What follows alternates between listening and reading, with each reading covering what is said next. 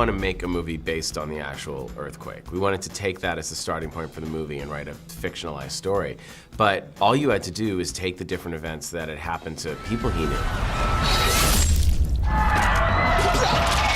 Lorenza Izzo plays Kylie. A friend of hers was in the club, they were there, and his hands got cut off from the glass. So the next thing you know, they're looking for the hands, or you have to get out of there, or the club's gonna collapse. And the prisons did break open, and the criminals were out, and people were looting, and then there was a town, he was talking to his girlfriend on the phone, and she said, I'm fine, but the tsunami sirens just went off, and shh. And he had to then wait to find out if a tsunami hit. I'm Chilean, and I lived through the actual earthquake, and it was very tough for me because the real earthquake hit really bad. I mean, we have a lot of earthquakes in Chile, but this one was a very strong one, and it was in the Richter scale 8-point-something, and it was during the end of the summer. It was the last weekend of summer, so it was when everyone's in the coast, and this was right in the coast too.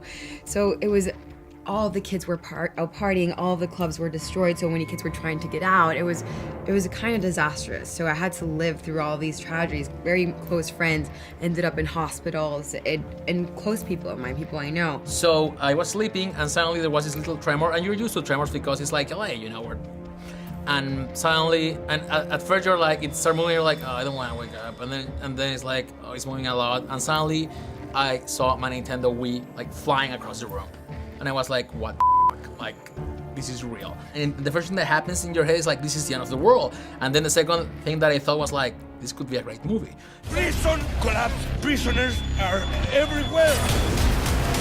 We just took all the different events from that night and put them together into one fictional story that's really about moral choices. You know, you survive the earthquake, and then you go outside and you hear a baby crying in a building. What do? Everyone would love to think they run in and save the child, but then if you have a child and there's an aftershock, then you're dead and your kid will die. So we wanted to make a movie that each step of the way there's new moral dilemmas presented, and what do you do in that situation? And we're like, whoa, that's a great concept for a horror movie, because it will be like going back to the Irwin Allen productions and doing a movie that feels grounded, because you're not talking about a guy that has a mask that wants to stab you, or a monster, or it's not Cloverfield, you know? It's like, it's a real earthquake, and that could happen, you know, tomorrow in LA.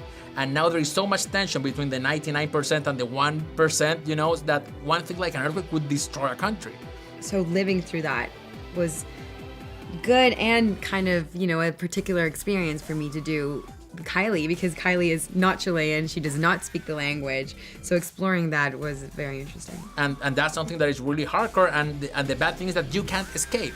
If there is a serial killer or whatever that wants to, you can always escape. You can't escape from Mother Nature.